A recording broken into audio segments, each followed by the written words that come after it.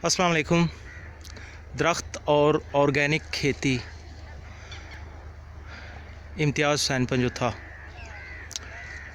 ये तकरीबन 1 महीना पहले, यानी आप कह सकते हैं कि दिसंबर 2020 और उसके दिसंबर की 20 तारीख़ को इसकी ये प्रूनिंग की गई है और अभी इसकी नई शाखें निकल रही हैं। इंशाल्लाह दिखाएंगे कि प्रूनिंग करने से कितनी शाखें निकली हैं और फल कितना आया है। तो अभी जैसे शाखें निकल रही हैं तो इंशाल्लाह अल्लाह ताला ने करम किया तो पहले की बनिस्बत बहुत ज़्यादा फल लगेगा। ये जो जामन का दरख्त है ये तकरीबन 40 साल पुराना है।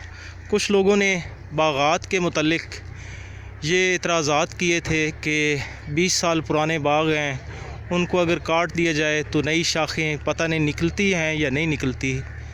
तो अभी ये 40 साल पुराना बड़ा दरख्त था, उसको हमने काट दिया है और इसकी शाखें माशाल्लाह बहुत ज़्यादा निकल रही हैं।